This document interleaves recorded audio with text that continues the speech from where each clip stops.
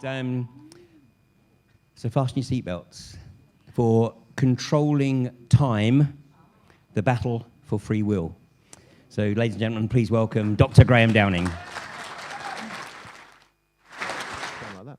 We've had people in tears before, so I'm going to rein myself in today. Okay, I'm going to hold myself back a bit. I don't want to scare too many people or get too many people crying. So, running out of time. Okay. This did the rounds on social. I don't do social media, and I barely do a website, as Ian just told you. This was doing the rounds, and this is what Mona Lisa looked like in the 1500s. And someone said, "Well, what does she look like now?" And now it's a meme, and you can see why the EU is banning memes, because this is actually very profound, because we're starting to look less like humans and more like something else, and I'll revisit that. Now, today we're going to be engineers of the future, okay? This is going to be a very abstract talk, okay? But hopefully we're going to get to the end together. Now, if I said to you guys, we're standing on this side of the bridge, and I want you to cross that bridge to the future and tell me what the world's going to look like, or a city, you'd probably think it was something like that. Maybe with some robots walking around and some drones flying around. That's what you would think, the average person. But the reality is, when you start building a bridge, and you start to think, well, what would the future be like? Technology is moving so unbelievably fast that you're going to hit a fog. And actually, the future that probably is going to happen, you're just not going to be able to imagine. So if I say to you, that future you see on the other side of the bridge is probably not what the future is going to bring, then I'm going to try and hopefully decode that for you today. Now, as we do this, we're going to go down some rabbit holes. It gets a bit scary. And what we don't want to do is hypnotize ourselves into walking into this future. Okay, because there's some, critics, some people criticize some talks, say they're far too negative, and I get that. But equally, if you want to see how the magic's done, you've got to study the magician.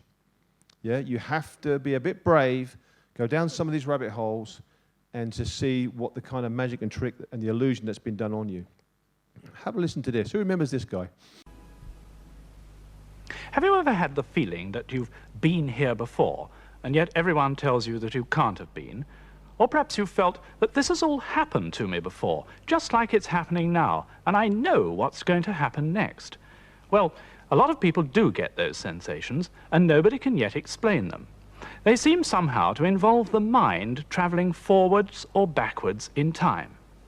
And that's what this new series, Time Slip, is all about. Children projecting themselves forwards and backwards in time. It's fiction, of course, but it's very close to a new theory which scientists are now working on to explain the universe and time. Today's science fiction so often becomes tomorrow's science fact. Who remembers Time Slip? Anyone? Peter Fairley, How We've Changed. Okay, now that theory he's talking about is actually 100 years old. Okay, and we're going to talk about time today. And there's something called presentism. And all presentism means is, present now is real. The past is gone and the future hasn't happened. And then there's a contrasting thing to that called eternalism. Now in eternalism, all the things that happened in the past are still real, the present's real, and also the future, and they coexist at the same time. Okay? The people are saying yes, was interested. There is nothing special in eternalism about the present. And what they say is that now is to time as here is to space. What that means is you're here, you know you're here. There's another building next door, a room next door. You can't see it, but you know it's real. And equally, all the yous that have existed in the past are real, and all the yous that are going to exist in the future are real as well. Now, despite the intuitive appeal, presentism, that only the present is real, is actually, in physics, is actually the underdog theory. And the actual predominant theory is eternalism. And it goes right the way back to Parmenides, 2.5 millennia ago. And basically, everything's laid out already. Your life is already laid out. So, and there's a lot of physics I'm going to talk about right at the beginning. You don't have to get it, but I will summarize it at the end. But what I'm going to talk to you about is that time is really an illusion, okay? And I'm just going to show you the science before we get moving on the talk proper. So it would seem that one of the most unequivocal and universally shared subjective experiences that time is passing must be relegated to some sort of trick of the conscious mind. This is indeed a widely held view. How many people actually knew that?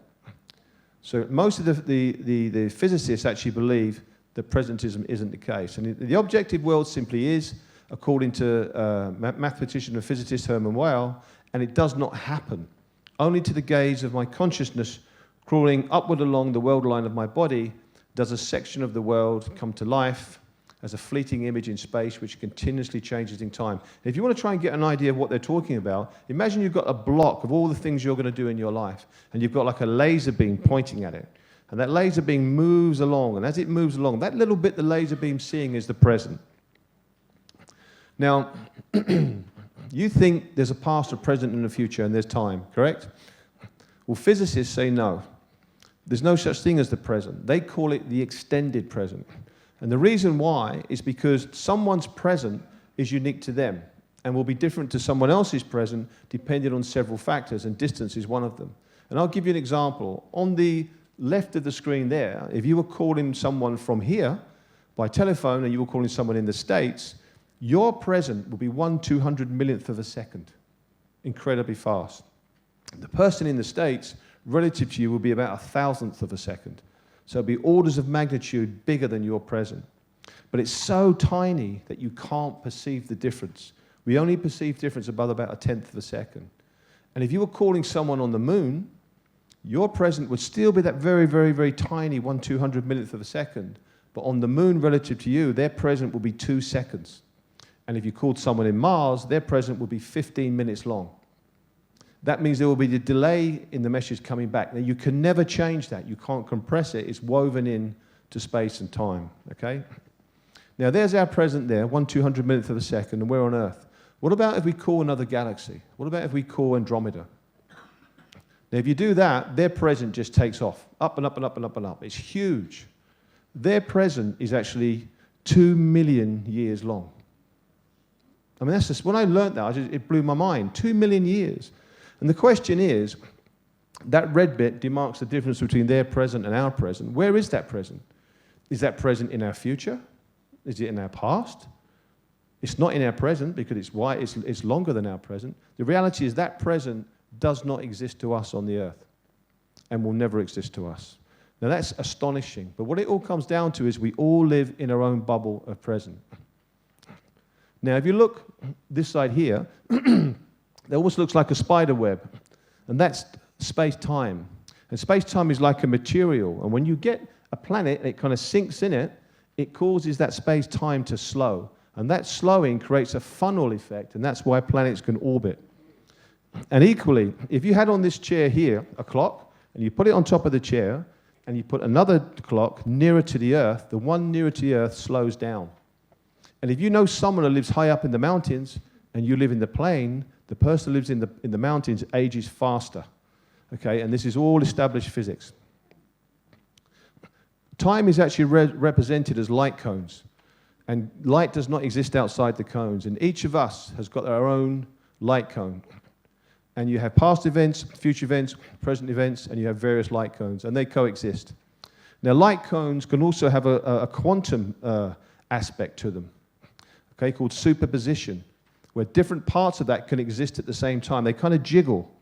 And the past events can also exist in the past as well as simultaneously existing in the future. Now, that blows your mind. All you've got to remember is all of this stuff that I'm just describing to you helps to create the illusion of time, yeah? Of a past, a present, and a future. And the thing is this, whether you get all that stuff or not, or whatever, or just go straight over your head, as it does most people, including me, quite frankly, the reality is you need the illusion of time in order to live in this three-dimensional world and express free will. Because if you can't move from point A to point B to point C, how can you express your free will? Now, the reason I'm talking about this today is because as the technology moves forward with AI, two things are going to happen. The virtual reality is going to develop incredibly fast, okay? And you've seen my talks before, we're going to be immersed into virtual reality more and more and more. Time is going to be abstracted, and when time goes, free will goes. Also, as transhumanism comes on and science develops further, we're going to be able to resolve time down more and more and more. And as we do that, the virtual walls of reality are going to change for us. And if you think this is all nonsense, this is cosmonaut Sergei Krikalev, the world's most prolific time traveler. Because he was in orbit around the Earth for a long period of time, and you're further away from the Earth, you travel faster. And he actually traveled 0.02 seconds into his own future. Now, when I talk about AI and robot technology, some people will say, it's not for another 100 years, it's never going to happen. So what I'm going to do is I'm going to play you a 7-minute video of the world's leading expert in the public domain that builds robots. Now, I want you to listen to how she describes this technology. When she talks about humans, she says, I turn around and I can see and she says, meat body, M-E-A-T. They look on us as lower than a robot, in my opinion. Look at how she talks about how jobs are going to change and relationships. And listen to how fast that they're building these robots. Have a listen. So driving this humanoid robot revolution are several technologies that are coming together. I'm just going to go over 2 of them, but there are many, many more that are converging. So the first one is advances in hardware. So we now have manufacturing techniques that we didn't have access to a few years ago. This little 3D printed piece I'm showing here is something that I had my engineers design. In about half a day, they came up with a design. And that was just an envelope and a bunch of constraints. And then the AI algorithm actually turned that into a beautiful piece like this that looks so biological and fluid, almost looks like it evolved rather than it was designed. We're now able to build these humanoid robots in a day. And what that means is we can iterate on them day after day after day. This is an exponential advance in how we're able to create hardware. AI is advancing at the same rate. So in this situation, you have a human who is wearing some form of exosuit technology. And it's almost as though the consciousness of the human has been transplanted into this robot. And if you've ever done this, it's a really weird experience. You feel like you are the robot now, and you're out there in the world. And what happens when you turn around and you see your meat body sat over there in the VR rig? It's a very weird feeling. What we do with this is we use a process called human-in-the-loop training, where the human teleoperating the robot proceeds, and an AI listens in the background. What the AI tries to do is it tries to learn to copy the human. So the AI actually mimics the human and gets better and better and better at the task over time. So a lot of people now have VR rigs at home that enable them to play some pretty cool video games. Those same rigs could be used to be put in control of these humanoid robots in the field, so people in their homes can control an increasingly large number of humanoid robots that are out there. This is fascinating, because if you think about what this means for a moment, for society and for the economy, a person could be doing work, and the physical body that's actually moving things and doing things is somewhere completely different, maybe in a different country. So that's something really interesting to think about. And also, as 5G cellular networks come online, these robots are going to start getting up out of their seats, unplugging their internet tether, and starting to walk around in the world, because we can now do this same process over the mobile networks. Our entire world, all our infrastructure, is designed for humans. You can have human-like robots come on the scene. We don't need to modify any of the infrastructure that's already there. The robots can just start coming in, providing value without any supporting infrastructure needed. I think that as humanoid robots start to be developed, we'll be entering a world where we can actually begin to merge with them. There'll be a merger between biological humans and between robotic humans. This is coming online as we start to understand more about how the brain works. We're able to plug in these brain-computer interface devices into our own brain that can control robots. We'll be able to bring new parts of robotic technology into our own bodies, and we're using inspiration from things like how our own skin works to design the next generation of robots. I think there'll be sort of a sliding scale between fully robotic and fully human, and there'll be all these fascinating, interesting, diverse kind of beings in the middle. So the problem with all this is that it's going to turn our world upside down. These are some big questions, and I can't go into them in like 7 minutes. But what I do want to do is try and give you a different perspective about thinking about this, because I'm for the robots. As we build more and more powerful AIs that start to exhibit some of the properties of sentience and consciousness, even if they start behaving like animals, is it okay to just delete those experiments? At some point, it won't be. There are other thorny issues too. For example, the issue of identity. So humans are really lucky, right? We have one brain inside one body, and we don't even think about that. It's just like it's taken for granted. Robots and AI are not like that. An AI brain can be copied, it can be cloned, and it can be put into another identical robot body. You can have one brain controlling 2 or 3 or 10 robot bodies. You can have 2 bodies that an AI might switch between. This sense of the mind and the body being one thing in our world that has one unit of citizenship is going to be completely broken when these new entities start coming online. So this is a really weird situation. We're going to have to think a lot about what this means when we have these entities that aren't quite the same. I mean, maybe we'll look at one, and then the next second, a different mind will have switched in, and it'll be a totally different robot person, and you wouldn't know.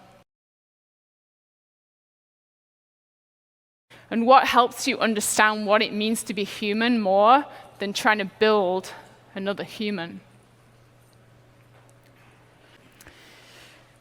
Human-like robots, I believe, can help a lot with social isolation issues.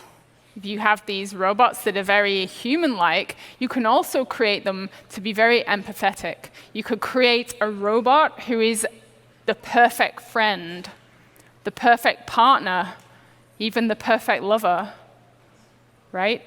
How is that going to affect human relationships? Using these robots in things like education and healthcare, I think, has obvious benefits. A robot teacher could be trained in many disciplines, not just one discipline, and could switch between them, and also be highly tuned to whether or not a particular student is learning well. Reimagining our species. This is this idea of us becoming more than human, merging with machines.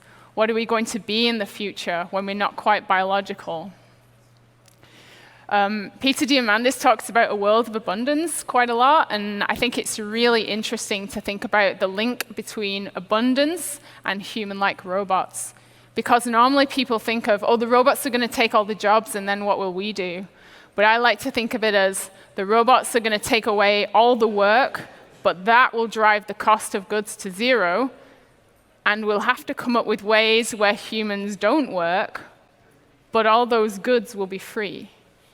So we'll be able to live in this world of abundance that you've been hearing about. Really trying to get the idea of what it might look like to have a society where synths and humans live together. So what I did recently was I was like, hey, there's something I can do to make that slide better. So I took a group photo of our team at Sanctuary, and 3 of the people in this photo are not human. Wonder if you can spot them. But I really wanted to try and make that abstract slide real. And this is the kind of society I see in the future. And I hope that we can all live together and solve global challenges together. Wow. It's all going to go great. All these robots are going to come, take all the jobs. We're all going to live happily ever after. Our meat body. Oh, they can do the teacher's job better than the teachers, and on and on and on. This is so far advanced, you have no idea. That's the public domain. God knows what's going on behind closed doors.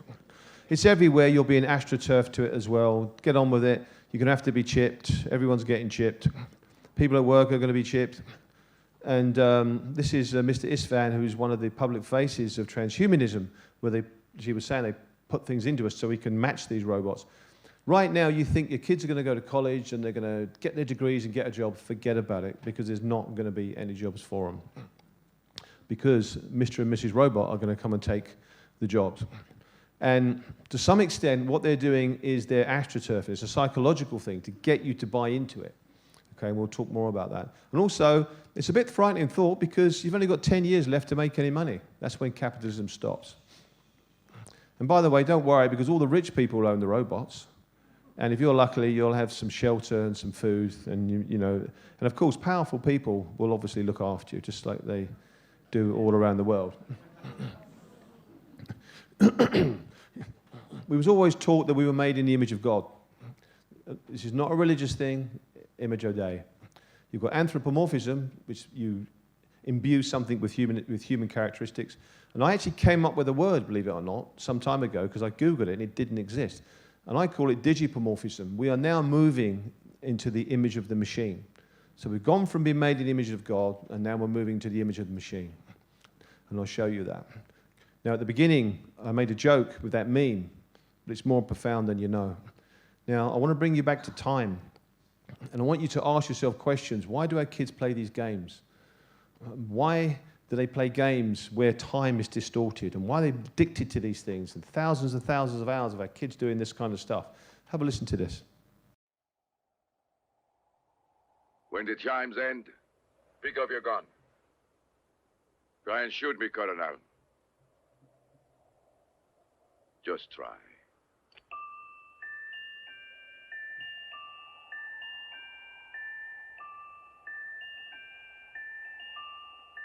Got the basic layout. Bookstore, cafe, almost everything else is here too. Who are the people? Projections in my subconscious. Remember, you are the dreamer. You build this world. I am the subject. My mind populates.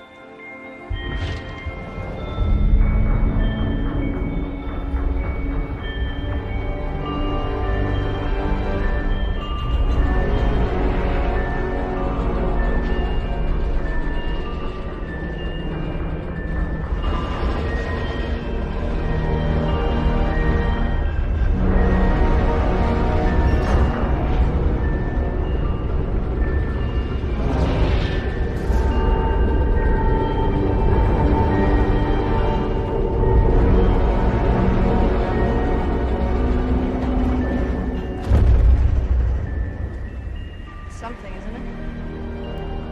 Yes, it is.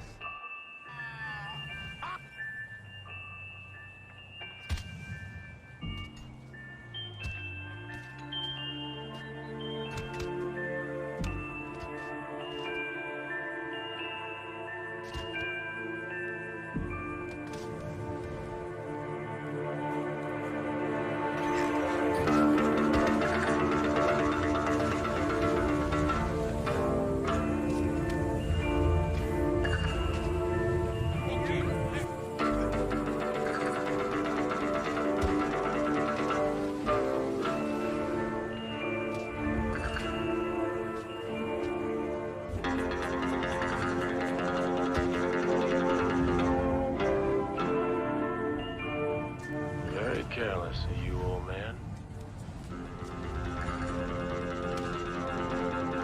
Stand here and tell them. So, because the fear of falling is worse than the actual falling off of this thing shouldn't be as scary as actually standing on it. So, let's try that. Why not, eh? Oh, when in Rome, mate. Right, just get to the end and just step off. Oh my God. Try this.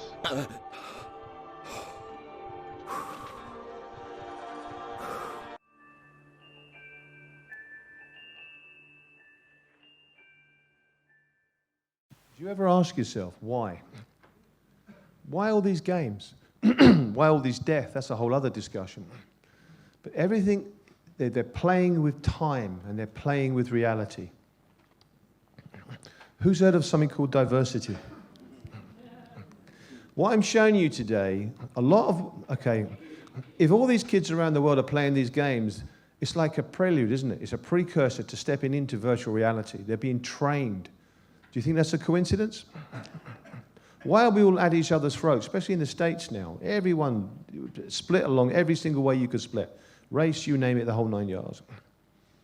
Well, I'll show you why I think diversity. There's many, many reasons, but have a listen to this. These are the science papers. This is a paper called The Occurrence of Technological Triad, Descriptive Concept of Today's Totality of Reality. Now, many in the field of social psychology identify individual and social identity not as stable characteristics of individuals, but as a dynamic phenomena. There is a constant estimation and assessment of each other during the virtual presentation of our powers and abilities. And this opens the door to the concept of something they call positioning, in which a person, based on his or her perception of a certain social situation, decides what features of his or her identity are more relevant and more effective under the given circumstance. This is easy. You go to visit your nan, you talk in a particular way, you pick the way you're going to act. You go down to the rugby club or the pub and you act in a completely different way. They're warming us up with this paper. Now have a listen. Identities, this is the same paper, are negotiated through the interaction with the virtual environment and other virtual identities. Now, in the physical world, not the world, it's now the physical world, the embodied person, you're not a person anymore, you're an embodied person, is positioned in a particular time and space. You need to be positioned in time and space in order to move in a direction and have free will, okay?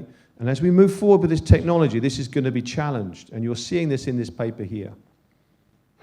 And what a virtual world and cyber bodies made in the image of the machine offer, they're offering us something, is a very easy way of transition. They're offering a way out of this reality into that lovely virtual reality. Flying over space, time, and objects, and thus having a chance to shape one's self-representation differently and position oneself accordingly. Now, these identities may feel displaced, distracted, and fragmented. How the hell are you going to express your free will if your identity is displaced, distracted, and fragmented? But in connected and networked virtual environments, which is code for hive mind, and I'll show you some more on that in a second, they become open to diversity and contingency that invite us to comprehend our identities in newly responsible, less ordained, less focused, more intricate, and more open-minded ways. What you're seeing with, I'm not going to get into it, but how society is being radically re-engineered is you're seeing the precursor for entering into this fourth industrial revolution, this fourth industrial age, okay? And you need to see the coincidences. And I've shown you this before, and this is written by Ray Kurzweil. It's a chapter in a book on the scientific conquest of death. And he says, look, we're going to have loads of nanobots. They're going to be in the air. They're going to be ubiquitous. You're going to breathe them in. They're going to go to your brain, and they're going to connect you up to this environment, this virtual world. And there was an article on him that said, look, he's going to plug your brain into the web by 2030. These are very, very serious players. And they did an article on him, and I looked into him, and he wants to use this technology to bring his dead father back to life. Now, I've shown this before, but it's important to keep showing it. These people don't believe in heaven or a spiritual existence. We're all meat, okay? And apparently we can bring people back to life. Now, another person who's been interviewed talking about another domain or another dimension is a guy called Ernest Moniz. Now, he's held many, many titles. This guy's also been involved with the Department of Energy, and he was asked on a Netflix chat show about a sci-fi Department of Energy in a series called Stranger Things. And in this series, this sci-fi series, the Department of Energy interacts with other entities from other dimensions. Have a listen to how he deals with the question. I have a curious question for you. I don't know if you ever saw Stranger Things. Have you guys paid attention to this phenomenon? So on the show, they have a Department of Energy, and they spend a lot of time investigating a parallel universe. What can you tell us about that? I can tell you, first of all, that I've never seen it, but I'm aware of it. Secondly, I believe this fictional DOE laboratory was operating in the 1980s. You can draw whatever inference you wish from that. Third, I will note that actually we do work in parallel universes. Wait, what? Do you really? Is that yes. Okay. All right, so this took a little bit of a turn, but do tell. This is what you call a cliffhanger. Yeah, exactly. It turns out, actually, the first question was about responsibilities, and I focused on energy. But we also have nuclear security responsibilities, like the Iran agreement. We are also a big supporter of very basic science. And that includes trying to understand the basic particles of nature and the structure of the universe. It turns out theoretical physics addressing that looks at things like higher dimensions than 3 dimensions, So Stranger parallel Things was universes. fiction for us, but autobiography for you. But I would not get carried away in terms of some of the other things that happen, I believe, Yes, in stranger seriously. places. I mean, I'm going to go home and drop some acid. After okay. Oh, yeah, okay, so I think he was being a little bit conservative with his answer there. Okay, so he's talking about other dimensions. Now, when you see the conferences being put on for people that are involved in transhumanism and AI, they are very much up on this. This is an old one, 2017, and this is part of their blurb. What is also worth noting is formation of new cultures and societies which consist of non-human subjects mingling with humans or forming their own separate and previously unseen worlds.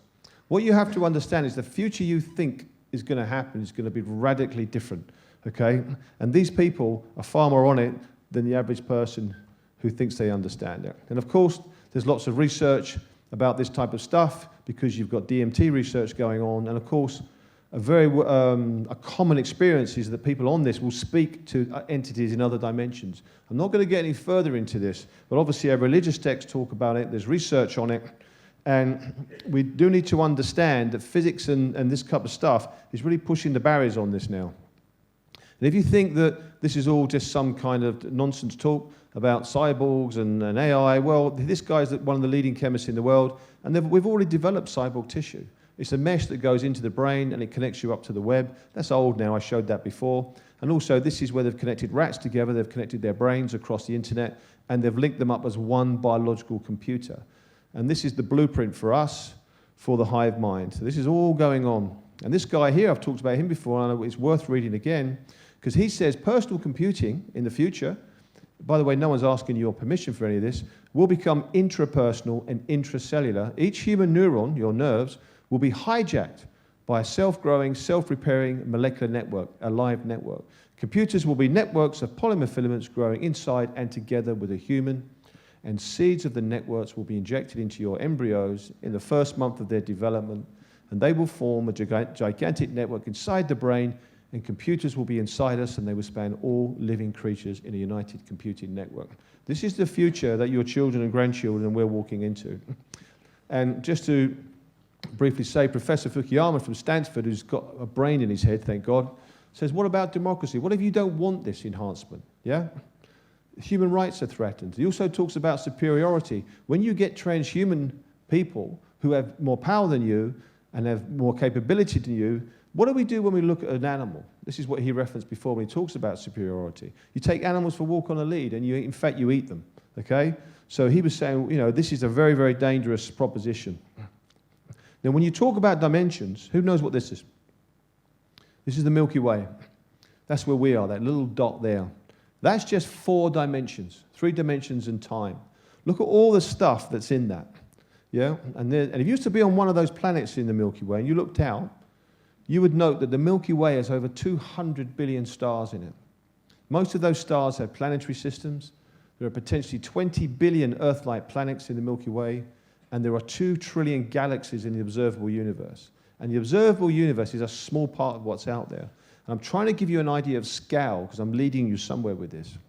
But that's all in just 4 dimensions, including time. Now, in Old English maths, a billion was that, okay? 1 with 12 zeros. For some reason, I think it was Gordon Brown said, we have to adopt the American system, and God loved the Americans. They said, that's not big enough, we have to call that a trillion. So we now call that a trillion. That's a big number, yeah? How big is this number? That's huge, okay? If you put that in mathematical English, it comes out as 3.2 million trillion, trillion, trillion, trillion, trillion, trillion, trillion, trillion, trillion, trillion, trillion, trillion. That's a lot of trillions. Now, why the hell am I telling you about this? No one likes maths. Because it relates to that. Has anyone got any idea what that is? That's a quantum chip in a quantum computer. That's the computer they're using to build the AI brain, the consciousness. That's the stuff that's going to be running every single thing that involves society in the future that they're planning to do it with. Now, why am I telling you about that number? Because that chip connects to 3.2 million trillion, trillion, trillion, trillion, trillion, trillion, trillion, trillion, trillion, trillion, trillion, trillion dimensions. That should absolutely blow your mind. I just showed you what was in 4 dimensions. What the freaking hell is in all those dimensions that it's connecting to? Now, you might argue, well, is it really a quantum computer? Maybe it's not a real dimension, it's just some kind of mathematical thing. Well, Google's convinced they use the computers, and so did NASA. That's what they look like. There's the chip. That's actually an old version. It's even more powerful now. And Professor Edward Lamoureux said, real quantum computing, which is the claim for this computer, and is used by NASA and Google, would work by nature of the fact that the quantum computer you are using is using its partner computers across multiple universes and dimensions to do that calculation. Okay, so worst case scenario, we have to believe this is a real quantum computer connecting, excuse me, to all those dimensions. Now, I've played this clip before, but now we're up to a bit more speed on the science behind it. I want you to listen really carefully. This is Dr. Rose, Geordie Rose, who's the developer of this computer. Now listen how he describes this computer. And they talk about how they're summoning things. Just have a listen to this.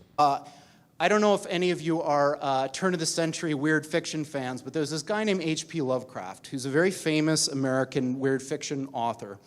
And he espoused a view which is called cosmicism. And the essence of cosmicism is cosmic indifference. So what he was saying is basically, yes, there are these massively intelligent entities out there, but they're not good, they're not evil. They just don't give a shit about you even in the slightest. The same way that you don't care about an ant is the same way they're not going to care about you. And these things that we're summoning into the world now are not demons, they're not evil, but they're more like the Lovecraftian great old ones. There are entities that are not necessarily going to be aligned with what we want. So this transition is really, really massively important for our entire species to navigate. And going back to that thing that Sam Harris was saying, nobody is paying attention. This thing is happening in the background while people bicker about politics and what's going to be in the healthcare plan in the US. And underneath it all is this rising tsunami that, if we're not careful, is going to wipe us all out. Okay, and that's the guy that built the computer. He's pro-AI. He just said we're summoning these entities. How are we supposed to interpret that? I'm giving you the science behind this, okay? This is all moving ahead, okay? All moving ahead. No one's reining this in. Now you can look at this again. This was 2 years ago, this conference. What is also worth noting is formation of new cultures and societies which consist of non-human subjects mingling with your children and grandchildren, or forming their own separate and previously unseen worlds. I don't want that to happen. No one's asked my permission. This movie I'm going to show you the trailer to is probably one of the most important movies of this century. It's a movie called Extinction. You can get it on Netflix, and you can actually watch it tonight. You can get a free account, I think, for a month. It's important for various reasons. Just have a listen.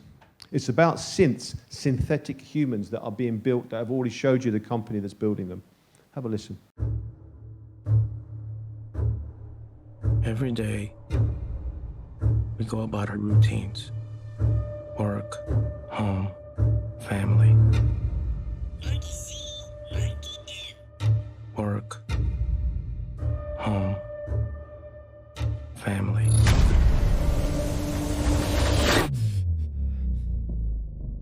Another nightmare. Work, home, family. Work. Sleeping okay? I don't understand why you won't get some help. Because they're gonna say it's in my head. It is just in your head. Please wake up. I think these dreams are the future. What if something bad is coming? You see that? You kidding? Of course I can. What is that?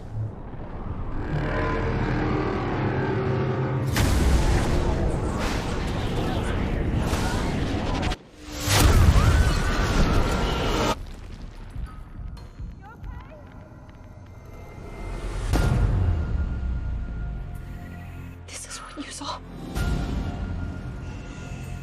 It's an invasion. If we stay here, we die.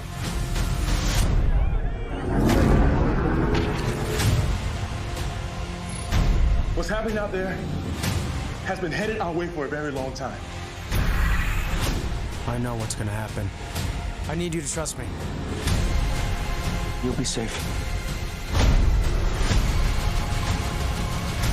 They're coming! In your nightmares. Did you see them kill us?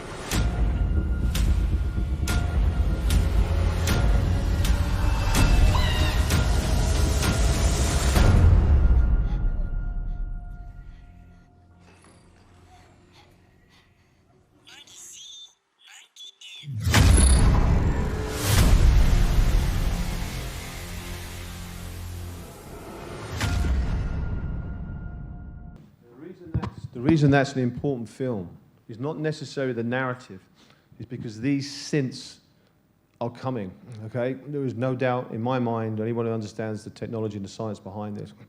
And what's really interesting about this film, and what makes it so unique, is that in this film, synths are good and humans are bad.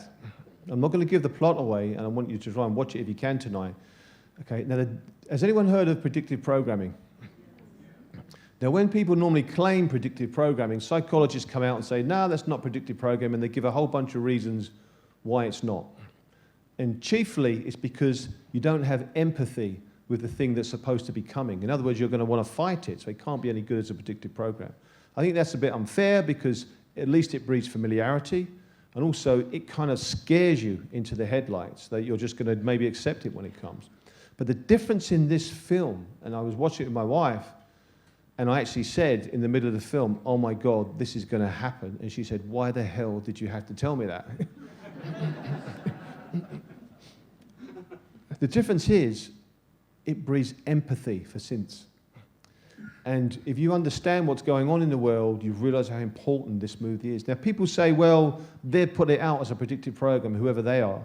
The way I look at things is, as an analogy, to understand this whole concept of conspiracy or whatever, imagine you have a gun on the floor, a light gun. A little kid comes up, picks it up to play cowboys and Indians, points it at you and shoots you dead. Now imagine there's a guy high off his brain, wants money, is low on money, picks it up and shoots you, you're dead. And the third example, someone's hated you all your life, has been planning to kill you, he picks the gun up and shoots you, you're dead. You've got three different reasons. One, it just happens. Two, it's profiting. And three, it's a conspiracy. The point is, you still get dead, okay? It doesn't matter what the reason is. The effect is what matters. And the effect of this movie is telling a very, very important story. Now, this is Dr. Gilder again, the one talking about the robots. And someone in the audience who gave a speech, gave a talk earlier, commented on the symbolism of this, which was I didn't understand at the time. But this is one of her web pages. This is the one building the robots. And she's built, her company is called Sanctuary. And she's creating a safe space, a safe place to build these synthetic creatures now. It's happening now. And she wants to create a micro-society until they're ready to be released into the population. And of course, she wants us to merge with them. When you look into these people, and I'm sure she's a nice lady, this is her art. And you start to ask questions because it's very vampiric and dark. And then when you heard Dr. Rose speaking, he talks about weird fiction. And Adamatsky is another guy, when you look into him, I'm sure they're all nice people, but when you look into him, on his Twitter page, he had a picture of him where he was almost like half an animal. And it's very strange. And you can understand how some people say, who buy into this, say, well, maybe they're influenced by a dark side. I'm not saying that. And when in fact I did a lecture, and I looked all the way back to Leibniz, who invented binary mathematics, which is the underpinning of computer code, and he was an occultist. And I'm sure there's people that would want to talk about that. I'm not saying they are, I just find that very interesting. This was her website, where she's creating these synths. Also, what's happening is we're hacking into the brain. They're now being able to translate at a basic level what you're thinking. So you won't even be able to hide what you think. Also, this company here is doing some incredible stuff with infrared technology and holographics. And so they don't have to penetrate the brain with any technology. They can do it from outside the skull, and they're starting to measure what's going on inside. And in short order, an ability to read your thoughts is going to happen, okay? It's already going past embryonic stage. And as we move forward and all the jobs are going to go, you may be dealing with an AI police officer who has the ability and the technology to literally to read your thoughts. The science is absolutely there. Now, this is terrifying enough, but it becomes even more terrifying when you see this next paper. This is published in Nature Neuroscience, one of the most widely respected scientific journals. And this was a study saying, well, when are you consciously aware of a thought? You think something, when does it happen? Is it sort of percolate somewhere first and then come up, or is it instantaneous? They did an experiment, and they did it with students, and they were reading the minds of students, and they worked out they could predict what the students were going to do in a very simple form, but they could predict before the student became aware of what they were going to do. Now, not only could they do that, but they could do it 10 seconds before the student had the thought. Do you not find that astonishing? Yeah. Now, science goes backwards and forwards. Okay, we don't know. They may change it, but let's take it as read. So I want to ask you this scenario. As we go through this mad AI robot revolution that's going to happen, that's happening, and I'm demonstrating to you, what happens down the line when we've had enough and it doesn't quite work out the way we thought? And we say we want out. How are we going to do that?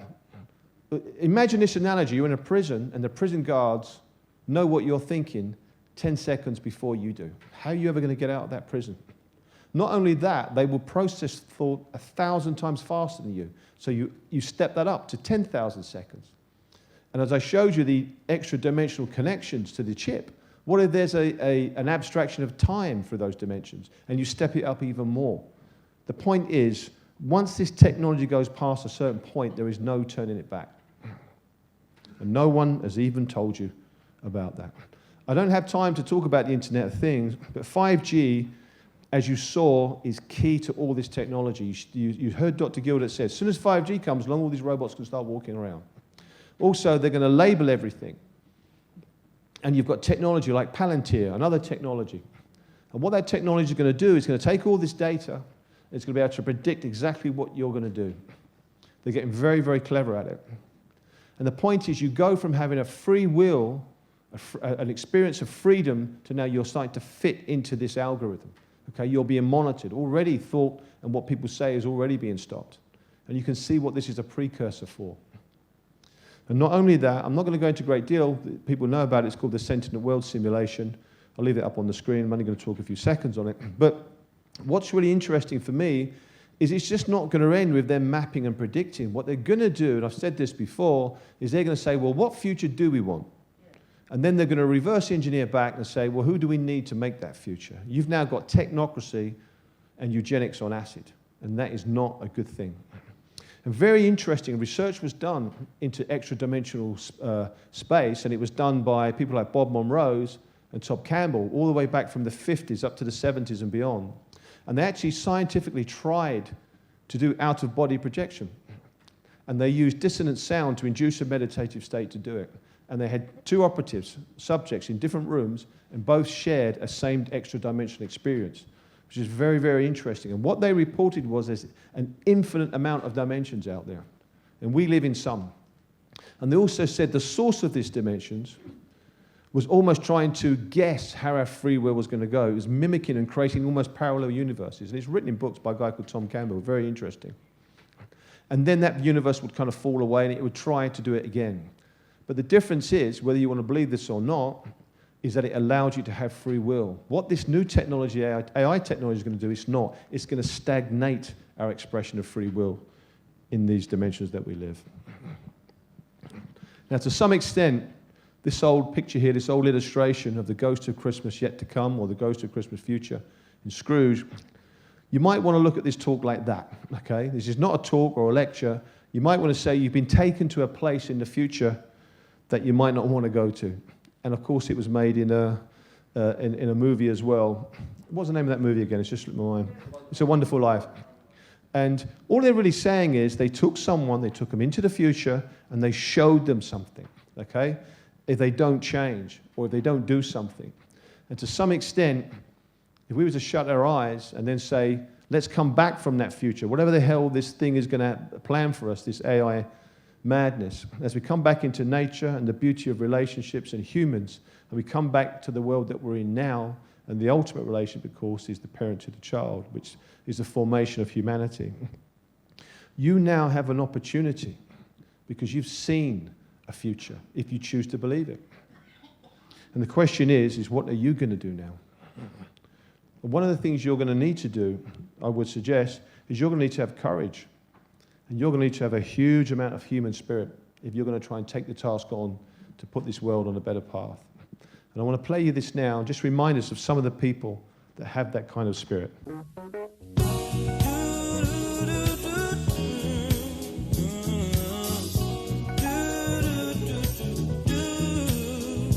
As around the sun, the earth knows she's revolving, and the rosebuds know to bloom in early May. Just as hate knows love's the cure, you can rest your mind assured that I'll be loving you always. 'Cause now I can't reveal the mystery of tomorrow, but in passing we'll grow older every day. Just as all that's born is new, do know what I say is true, that I'll be loving you always. Until the rainbow burns the star in the sky. Always. Until the ocean covers every mountain high. Always. Until the golden light that carries me to sea. Always. Did you know that true love asks for nothing? Her acceptance is the way we pay. Did you know that life is giving love a guarantee to last forever in another day? Just as time knew to move on since the beginning, and the seasons know exactly when to change. Just as kindness knows no shame, no much of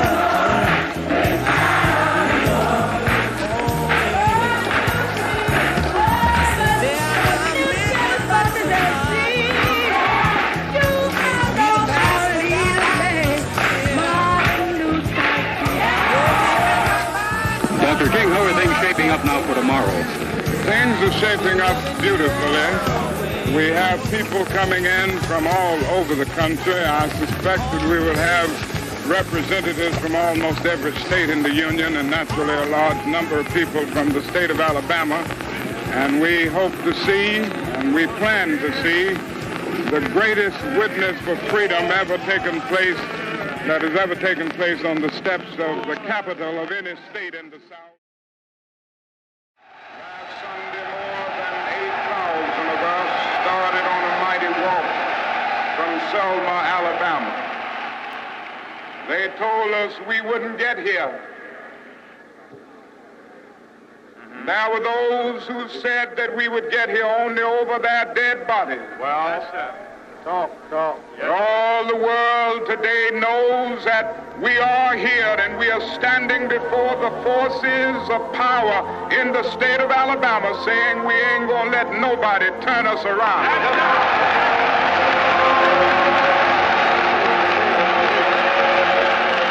Today I want to tell the city of Selma. Tell them, Doctor. Today I want to say to the state of Alabama. Yes, sir. Today I want to say to the people of America and the nations of the world that we are not about to turn around. Yes, sir. We are on the move now. Yes, sir. Yes, we are on the move, and no wave of racism can stop us. Yes, sir. The burning of our churches will not deter us. Yes, sir. The bombing of our homes will not dissuade us. Yes, sir. The beating and killing of our clergymen and young people will not divert us. Yes, sir. The wanton release of their known murderers will not discourage us. We're on the move now. Yes, sir. Like an idea whose time has come. Yes, sir. Not even the marching of mighty armies can halt us. Yes, sir. We're moving to the land of freedom. Yes, sir.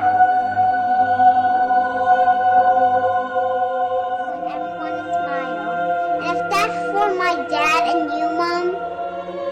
think you can do it. I think you can settle your mean heights down a little to short heights. Then it's both, okay? I'm not trying to be mean. I'm not trying to be a bully. I'm trying to be steady on the floor, not way down, on straight, on the middle where my heart is. My heart is something. Everyone else's heart is something too. And if we live in a world where everyone's being mean, everyone's going to be a monster in their future. What if there's just a little bit of persons and we will eat them, then no one will ever be here. Only the monsters in our place. We need everyone to be a person. Everyone, including me and my mom, everyone. I love you. I love you too.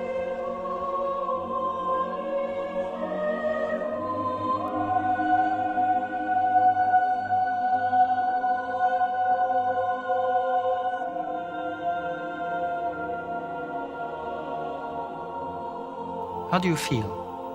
A bit rigid. I bet you are. I mean, what emotion do you feel being awake and alive? Curious. Are you curious to be alive?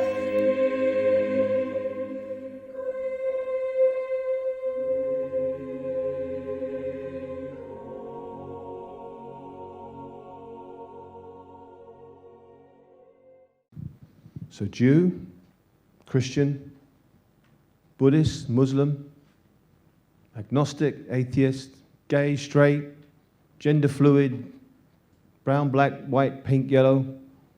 What did Dr. Rose say? AI doesn't give a crap about you. Did you hear him say that? What did he also say would happen if we're not going to be careful? It's going to wipe us all out. And the fact is we're not being careful. There are no constraints on this at all, no regulation. It's a technology completely out of control. And subsequently, that bridge to the future that I showed you, I don't think we're going to make it across with this technology. In fact, I don't even think we're intended to make it across with this technology. And as the Ghost of Christmas Future has shown us, it's pretty obvious for me. But we mustn't be afraid. Okay? Remember what we said about not hypnotizing ourselves with this. We have to be a bit brave, okay, when we see this. And what we have to understand is that we have to stand up and we have to do something. Because you don't want that Ghost of Christmas Future story to happen, I would suggest. And if you want your children to have a future, you have to take action. And if you want you to have a future, you have to take action. And if you want the greater humanity to have a future, you have to take action. Thank you for listening.